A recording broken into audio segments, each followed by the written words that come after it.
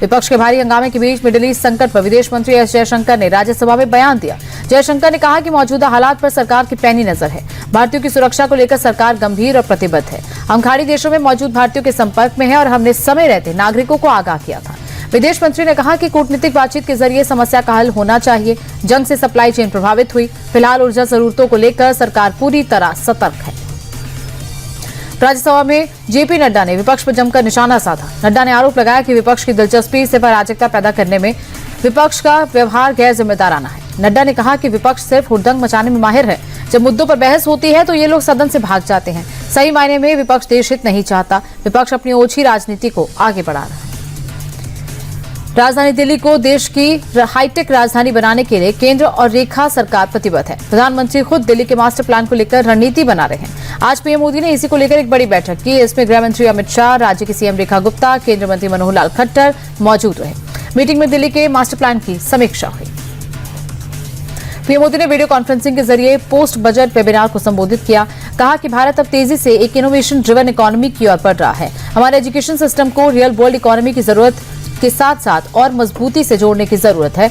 उन्होंने एआई और digital economy को भविष्य के लिए जरूरी बताया। पीएम मोदी ने कहा कि लंबे समय की ग्रोथ बनाए रखने के लिए भारत को एआई, ऑटोमेशन, डिजिटल इकोनॉमी और डिजाइन बेस्ड मैन्युफैक्चरिंग जैसे उभरते सेक्टर्स पर ध्यान देना होगा। उत्तराखंड के सीएम पुष्कर सिंह धामी ने विधानसभा में बजट पेश किया। इसमें महिलाओं की समानता का ख्याल रखा गया। इस बार का बजट 1,11,730 करोड़ का था, जो पिछली बार से 10% ज्यादा है। इस मौके पर पुष्कर सिंह धामी ने कहा कि उत्तराखंड संकल्प से सिद्धि की ओर अग्रसर है। ये बजट निरंतरता को दर्शाता है।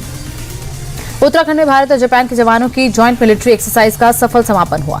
ड्रिल के आखिरी दिन दुश्मन के हमलों से निपटने की तैयारी हुई। इसके बाद दोनों देशों के जवानों ने परेड की। बता दें कि एक्सरसाइज पिछले 2 हफ्ते से चल रही थी और इसमें दोनों देशों के कुल 100 से ज्यादा जवानों ने हिस्सा लिया। काउंटर टेररिज्म, सेल्फ डिफेंस समेत कई मोर्चों पर जवानों ने तैयारी की।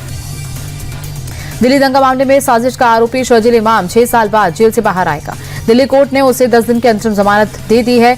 भाई की शादी और बीमार मां के इलाज को लेकर उसे राहत दी गई। 2020 दिल्ली दंगा मामले में साजिश को लेकर शर्जील इमाम पर कई केसेस चल रहे हैं। देशद्रोह और यूएपीए जैसे गंभीर मामलों को लेकर उसके खिलाफ जांच जारी है।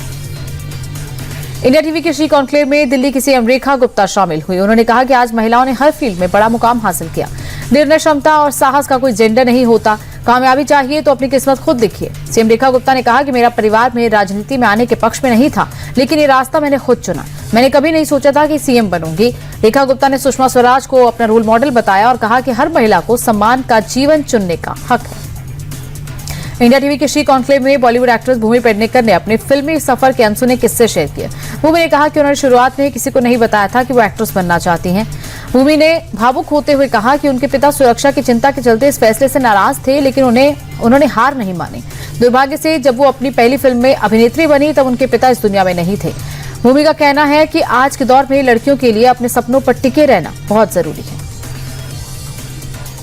पाकिस्तान के होश उड़ाने वाली स्क्वाड्रन लीडर नेहा और आकांक्षा ने श्री कॉन्क्लेव में अपनी जांबाजी की कहानी शेयर की। ऑपरेशन सिंदूर का जिक्र करते हुए आकांक्षा ने कहा कि देश के लिए मर मिटने का जज्बा ही सबसे ऊपर है। वहीं स्क्वाड्रन लीडर नेहा ने बताया कि एक फौजी की पत्नी और ऑफिसर होने के नाते घर और सरहद दोनों की जिम्मेदारी बखूबी निभाना बेहद जरूरी है। एयरफोर्स की फाइटर बेटियों का कहना है कि अब वक्त बदल गया है और सेना में महिलाओं का दबदबा बढ़ रहा है। इंडिया टीवी की श्री कॉन्क्लेव में बिहार के अलीनगर विधानसभा सीट से बीजेपी विधायक और लोक गायिका मैथिली ठाकुर ने शिरकत की। उन्होंने कहा, मैंने सोचा नहीं था कि इतनी जल्दी नेता बन जाऊंगी। हर इंसान चाहता है कि आगे बढ़े, लेकिन भगवान की कृपा है कि उन्होंने मुझे इस काबिल बनाया कि मैं इस राह पर चल सकूं। मैथिली ठाकुर ने पीएम मोदी को अपना आदर्श बताया। उन्होंने कहा कि मैं ऐसे घर में पली बड़ी जहां प्राथमिकता के साथ मुझे संगीत में आगे बढ़ाया गया। इंडिया टीवी के श्री कॉन्क्लेव में कैराना सांसद इकरा हसन ने अपनी सियासी यात्रा को एक्सीडेंटल बताया। इकरा हसन ने कहा कि राजनीति उनके लिए एक बड़ी जिम्मेदारी है। टिकट बंटवारे पर सवाल उठाते हुए सपा सांसद बोली कि सिर्फ 1-2 टिकट से बदलाव नहीं आएगा, राजनीतिक दलों में भी महिलाओं के लिए रिजर्वेशन जरूरी है। इकरा हसन ने यह भी कहा कि महिला के पहनावे पर नहीं, काबिलियत पर फोकस होना चाहिए। हिजाब और पर्दा भी महिलाओं पर थोपा नहीं जाना चाहिए। कि हर महिला की अपनी चॉइस है।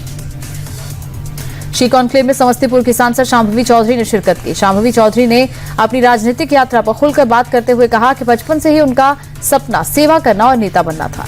डेपोकिट के आरोपों पर पलटवार करते हुए शांभवी ने कहा कि महिलाओं को इस नाम पर ज्यादा टारगेट किया जाता है जो जनता का अपमान है। शांभवी ने दुख जताया कि टिकट बंटवारे में आज भी महिलाएं सेकंड चॉइस हैं और राजनीति को महिलाओं के लिए अभी और सुरक्षित बनाने की जरूरत है।